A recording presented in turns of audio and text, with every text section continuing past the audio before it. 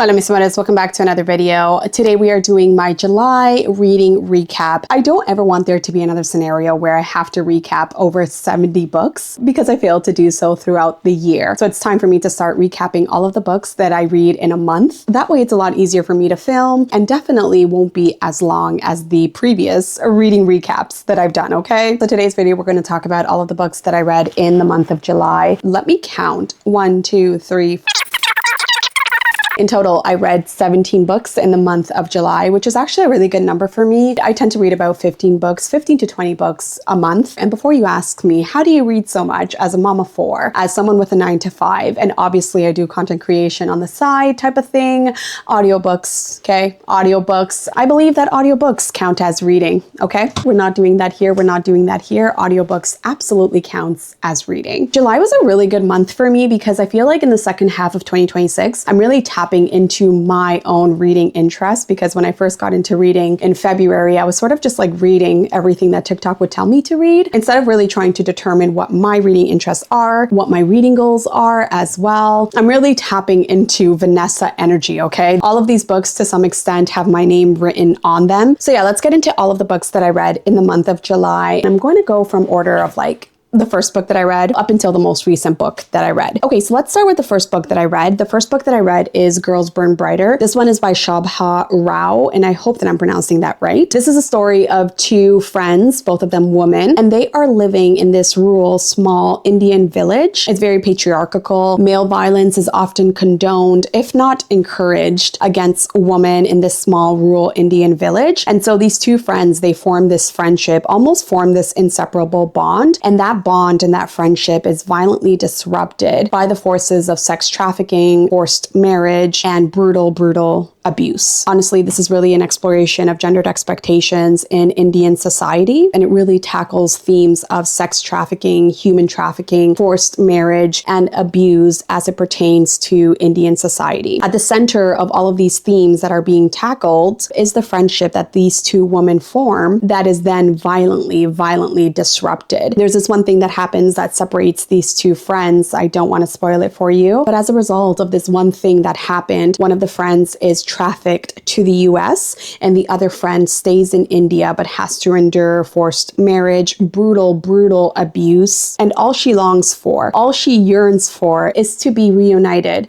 with her friend. The story transcends borders, it's cross-continental, it takes place in India and it also takes place in the US as well. The author's writing is to the point, very raw, very honest about the immense amounts of violence that women in India have to endure. I really enjoyed it. I feel like more people should read this book to understand how the patriarchy functions in different societies. And so it was really good. I really liked it. I audiobooked it, and I believe it might be available on Hoopla, but it was really good. And it's a book that I don't hear a lot about often. Next up, I read They Were Her Property, which is an excellent book. It completely demystifies the idea that white women were these innocent bystanders during slavery. No, they were active participants in the institution of slavery, if not immediate beneficiaries of the institution of slavery, okay? This is really dispelling and disputing the notion, right, of white woman innocence, right? This is all about white woman complicity in all of the historic harms that were done to African Americans. White women were promised and gifted slaves. They were trained on how best to abuse African American slaves. And from young, they were trained into believing the foundational myth of white superiority. And this book goes into great historic detail as to how all of that was possible. It is so informative. It is very in-depth. It's rigorous in its analysis. Its history is sharp. You're going to learn so much when you read this one. This is a must read in my opinion. All of the information can totally be applicable to today's contemporary society in terms of the innocence of the white woman, right? How that continues to play a big role in racial relations up until today. So it was a fantastic read. I really liked it. And I definitely recommend. I gave it a 5-star rating. Next up, I read We Used to Live Here. This one is by Kliewer. This is a very popular thriller book. It's a blend of thriller / horror. I really enjoyed this one, more so now. Like now looking back, I'm like, no, this book was actually really good, because when I first finished We Used to Live Here, I wasn't crazy about it. I was like, it's okay. But now looking back, I actually really like it. And I think that what has increased my rating and my opinion of this book is because I also read, during the month of July, I also read The Caretaker by Kliewer. And I did not enjoy The Caretaker at all. We Used to Live Here is by far the superior novel. And yeah, I really enjoyed it. I don't feel like I have to summarize it much. Our main character and her girlfriend have recently purchased a home, and some weird, ominous family knocks the door and says, hey, we used to live here. Can we take a tour of your home? And our main character lets them in, and lo and behold, they never leave. It is creepy. It has this like sustained tension throughout the entire book. You never really know what's going to happen. And when I look back at We Used to Live Here, I am convinced that it is a case of alternate reality.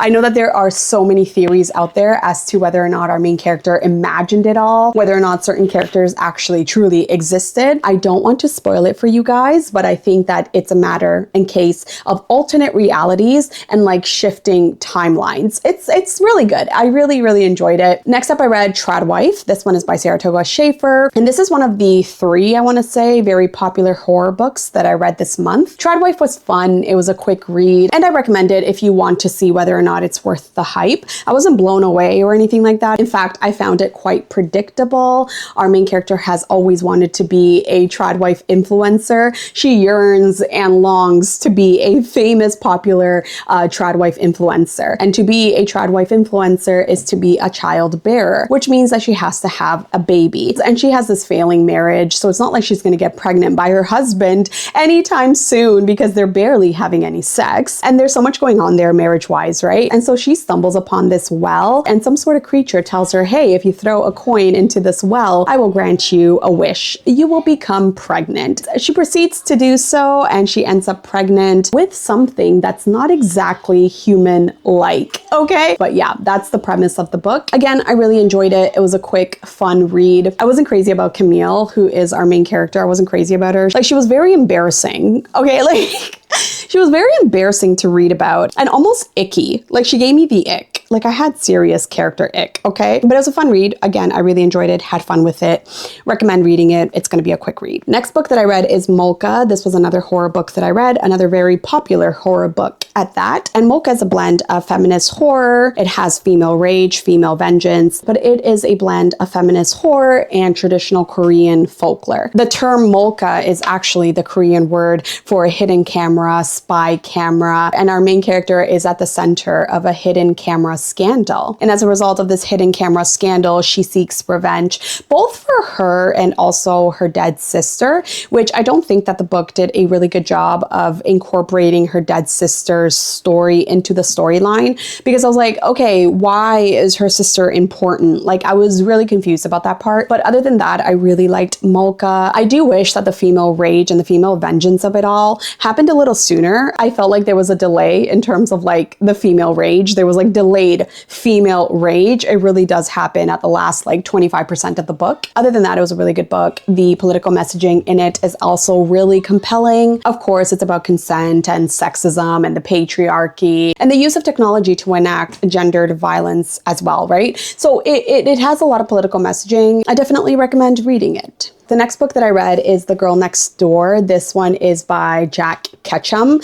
and this is one of the most horrifying things I have ever read, but equally, I recommend everyone read it. It is based on a true crime story, the Sylvia Likens case, and if you know anything about that true crime case, you know exactly what you're in for. The things that I read in The Girl Next Door are things that I never want to have to read again, but again, I think that in this book, there is a message as well, right? There is a message, something to take away, and it's this idea that complicity doesn't come from action, right? It honestly comes from inaction. And that's really what the book is about. We have these two sisters that are left in the care of a very abusive caregiver. And the abuse starts off in these subtle ways. And then it escalates into the most horrific, horrifying things that you will ever read. Okay. Like I can't believe I read this. And I read this at night, no less, because you will feel the hairs on your back stand up, and the description of all of the abuse that these girls endured at the hands of this caregiver and all of the kids in the neighborhood, all of the people that failed these two girls. I mean, the description of abuse is very, very graphic. Please check your trigger warnings. But it was fantastic. I really liked it. It is a slow burn, but when the abuse begins and our narrator has to grapple with his complicity in all of it, his understanding of ethics, good versus wrong, good versus evil, doing the right thing versus not doing anything at all, and those two things almost conflating to cause the same amount of harm, it's almost like a psychological exploration of complicity. And I really, really enjoyed it, and I feel like more people need to read this book. Also, look into the Sylvia Likens case. Horrific. Next up, I read Daughters of the Bamboo Grove, From China to America, A True Story of Abduction, Adoption, and Separated Twins. This is a narrative nonfiction by Barbara Demick, and she is known for her narrative nonfiction / investigative journalism work. And this is really all about how China's one-child policy disrupted this Chinese family that comes from a rural village. It really is about the history of China's one-child policy, the reasons and the motives as to why it was enacted in the first place, and all of the families that it impacted and affected. It is really good. It reads like a fiction book, which is what narrative nonfiction is. And I've heard really good things about Barbara Demick, and this has encouraged me to check out her other work. I will say that at times it feels a little Western reflexivity, like her framing and her analysis at times feels a little bit Western centric. And I'm not entirely sure if she separated her own opinions on China's one-child policy and the history of China overall from the research and the narrative that she was trying to put forward. And it didn't necessarily turn me off from the book, but it's kind of like you're making this judgment call on China and the one-child policy, which absolutely 100%, it's messed up, it's fucked up. But at the same time, you're not calling out the Western actors and players and people who would adopt illegally trafficked children from China who were white and European and American. Like, she doesn't condemn them enough for me because they're equally at fault. Americans and Europeans increased the demand for orphaned,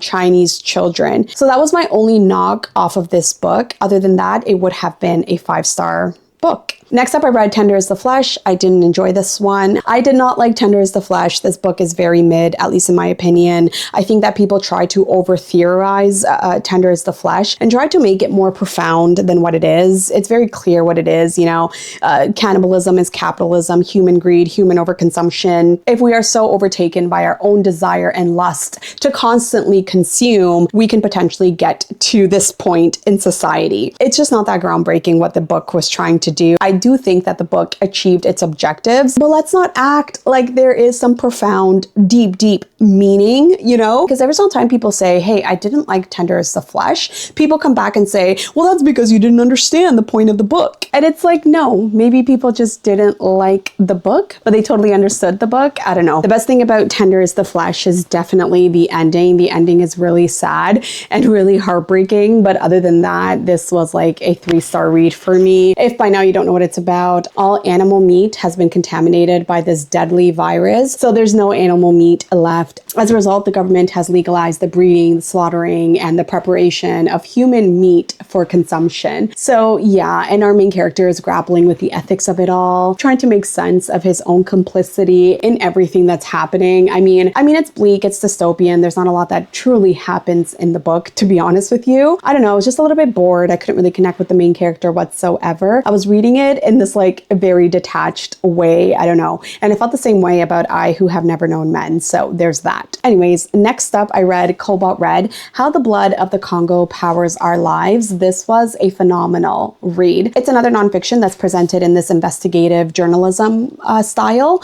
And I really enjoyed it. Really, really good. If you haven't read King Leopold's Ghost, I recommend that you tandem read Cobalt Red with King Leopold's Ghost. I actually have my copy here. Hold on. I have my copy here. So we're going to talk about this book with the copy in my hand. But yeah, this was so good. Really well researched, really well written. It's all about the cobalt mines in the Congo. The author takes us on a journey uncovering a web of international players that are all implicated and or invested in the sale, trafficking, and exploitation of Congo's natural resources. Of course, there's numerous horrific violations against the human rights of children and women and men who work in these cobalt mining fields. It's a reminder that we're all complicit in what's currently happening in the Congo. Even me, with me using my laptop or the camera that I'm filming on or the phone that I use on an everyday basis, we're all complicit in the ongoing exploitation and human suffering that's currently ongoing in the Congo. So free the Congo.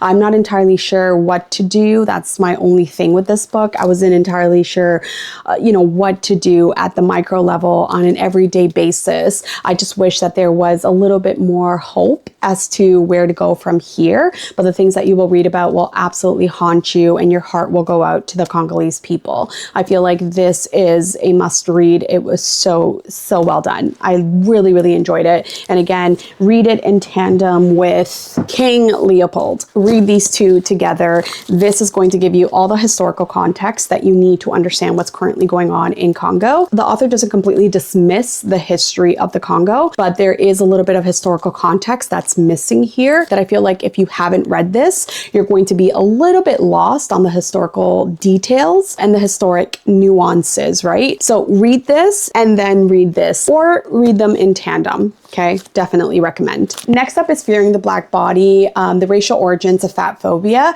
I was really excited for this one. I thought that I was going to get my entire academic life. I really thought that we were going to get an in-depth exploration on the racial origins of fat phobia. And to an extent, we did. Sabrina Strings, who is the author, is really good at history, okay? There's so much nuance and there's so much history packed into this one little book. However, it was a little bit too much. It got to the point where there was a dependence on history as opposed to true analysis and a cohesive argument other than what we already know to be true, right? That the origins of fat phobia are really steeped in racism and colonial constructions of like beauty and desirability, right? And it was at the expense of Black people, of course, colonized Black people for the creation of white beauty standards, right? So we all sort of know this to be true, but teach it to me in a way that's one, digestible and also accessible. This isn't written for casual leisure reading. I don't recommend, casually picking this book up because it's very, very dense. I feel like in a gender studies course, like if you're taking a course on gender studies, this is a fantastic book to read. But again, for casual leisure reading, it wasn't my favorite of the month. That being said, you will learn a lot, and her opening and concluding chapters were really, really strong. But the rest of the book just read very textbook, very dense. So yeah. Then I read The Caretaker, also by Marcus Kliewer. And like I said earlier, I wasn't crazy about this book. Marcus Kliewer has a knack for setting up the atmosphere, writing creepy homes, plunging unreliable, vulnerable young women into these creepy homes, into this claustrophobic atmosphere. He really sets up everything so well. But then in The Caretaker, it amounts to nothing. You know what I mean? Like, Macy is a broke young woman. She's taking care of herself. She's taking care of her little sister. And because she's like damn near broke, she's like, yeah, let me take this weird caretaking job where I have to house sit for this dead home owner and his wife, right? His wife is away for like the weekend or whatever, and she has to come and house sit, and she has to perform a series of rituals that were left behind by the dead home owner. If she fails to perform these rituals, there will be consequences, except those consequences don't amount, again, to anything whatsoever. You don't really feel like the stakes are really high in this one. I was kind of just reading about a girl who has terrible problem-solving skills and just seems so aloof all the time that I was just like, okay, is this done yet? In fact, when it was done, I was like, that's it. I don't know. I was so let down by this one. I was really expecting more from Marcus Kliewer because his first book was just that good. But The Caretaker was a miss for me. It was a miss for me. The writing isn't as strong. I felt like the main characters were caricatures of themselves. The plot wasn't really thought out. It was disjointed. At times I didn't know what was going on. To be honest with you, I didn't know what was going on. So The Caretaker wasn't one of my favorites. I definitely preferred We Used to Live Here. I also read Say Nothing, A True Story of Murder and Memory in Northern Ireland. This is another narrative nonfiction. This one is by Patrick Radden Keefe, and he is really known for his narrative nonfiction work. He has Empire of Pain, and he also has, of course, London Falling. Anyways, I wanted to get into Patrick Radden Keefe because everybody recommends him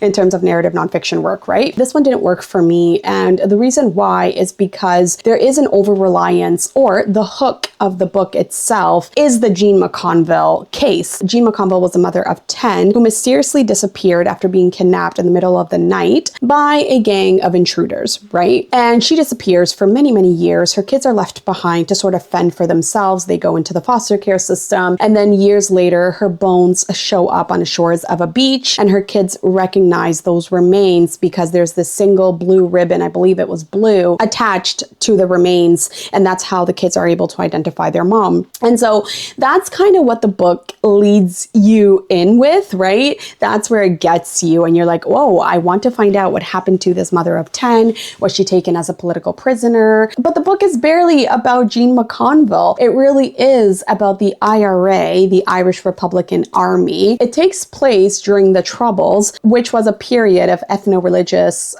conflict in Ireland between the IRA, between Protestants, Catholics, Loyalists, Unionists. I mean, there's so many different factions here. I started off the book taking hella notes. I took so many notes, and then I stopped because there's so many players at play. There's so many different events to keep track of. Other than Dolores Price and the Price sisters that the book goes into a fair bit, none of the other actors were as compelling as like Jean McConville, Dolores Price. I mean, those were the two most compelling characters, and the least amount of time was actually spent on them, especially Jean McConville. So the title is misleading. It says that it's a true story on murder and mystery in Northern Ireland, but honestly, it's all about the IRA and all of the infighting between multiple players within the IRA. It was a tedious read. By the end of it, I was like, thank God it's over. It doesn't mean that I'm completely put off by Patrick Radden Keefe. I am willing to give his other books a try, but this one was a letdown. I was a little bit disappointed. I was expecting a whole lot more. I also read Maggie's Grave. This is another horror book, and I was really excited for this one because someone on TikTok was like, oh, this is really, really, really good. And it is. It's a fun time, but nothing that I was blown away by,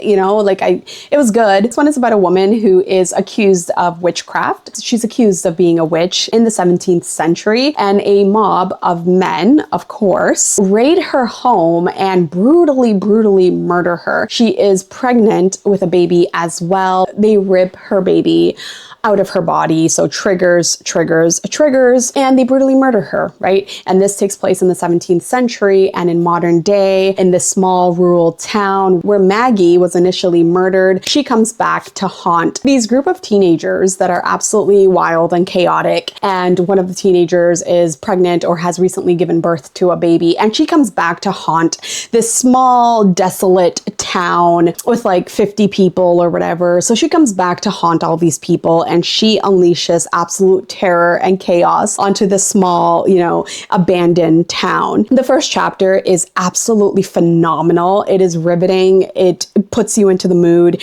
You're going to get this crazy, crazy story. And then the rest of the book sort of, is fun, but nothing that I'm going to remember ever, It's good for what it is. It just wasn't my favorite of the month. But yeah, Good People by Patmina Sabat was one of my favorite books of the month for sure. This one tells the story of an Afghani immigrant family that has immigrated to the United States in search of better opportunities, and they are at the center of this alleged honor killing. That's what's going to hook you in, but it is so much more than that. This was obviously written for like book club, discussion, but it's still really, really good, very profound, very compelling. It's told through a series of interview transcripts from so many different members of the community that interacted with the family. And this one really is about immigrant identity, the search for the American dream, the facade of the model minority, and also how media sensationalizes crimes of that nature. I thought back to the Shafia murders, and it's very similar to that. It has a very ripped from the headlines sort of premise, even though the author has been very clear that this isn't based on any true crime like story. But you're reading it, and if you know anything about the Shafia murders, you're automatically going to make the connection. Very, very similar. In any case, it's told through a series of vignettes, a series of interviews from different people, and how all of those people sort of constructed their own opinions based on their interactions with the families. And all of those opinions are so different from one another. And your opinion on this family literally will change from interview to interview, from page to page. It's really, really good. Very creative, very inventive, very readable as well. I think I read it in a day. Towards the end, it did get a little bit repetitive for me, but for the most part, solid.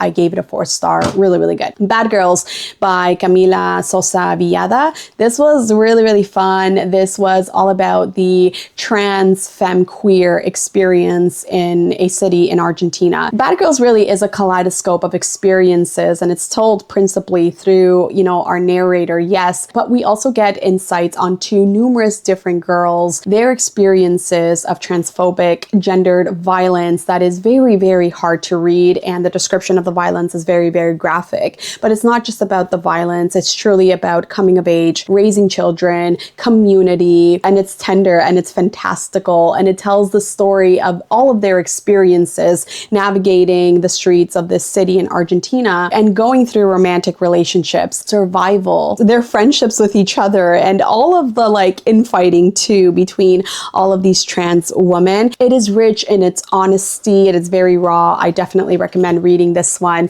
It's currently Women in Translation Month. So if you want to read more translated fiction written by women authors, definitely pick this one up, add it to your TBR. You're not going to regret it. It is so good. I really enjoyed it. Next up, I read The Silent Patient. It was my one thriller book of the month, okay? I mean, it was okay. I know that there's mixed reviews. You either hate The Silent Patient or you really like The Silent Patient. I was somewhat in the middle. It was okay. It's not riveting or groundbreaking. My jaw was actually on the floor. I did not guess the twist at all. I had to rewind so many times to see if there were any hints on the twist whatsoever. The plot twist really did get to me. I didn't mind it. It has all of the elements of a mystery, of a thriller. It has the whodunit. It has the suspense. It has the unreliable narrator, the unlikable narrator too, because Theo was annoying. I did not like him at all. My girl was Alicia. I loved Alicia, but in any case, I think it was okay. I know that it's been picked up for movie adaptation. It wasn't a terrible book at all though. And then last but not least, I read Kite Runner. I literally finished it last night.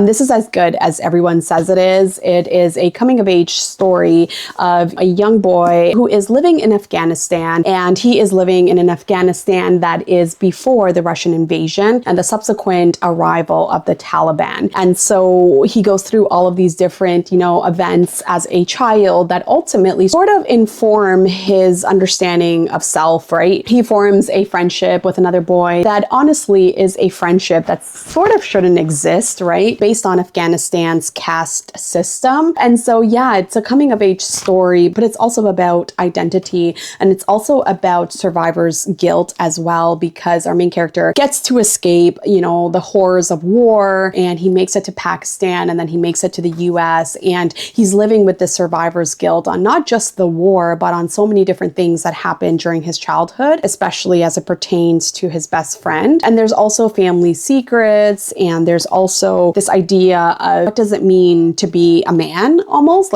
That's what I kind of got from this book too. It's male identity in the face of war and survival and self-discovery as well. It's a very sad story. Not one that you're going to want to read if you want a lighter read. For the most part, really good.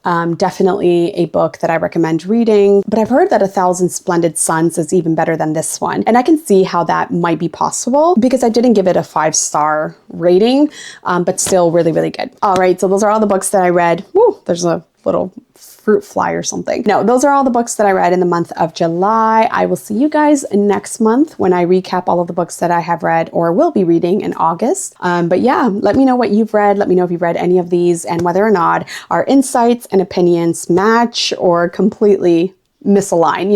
You feel a completely different way than I do, which is fine. It's fine.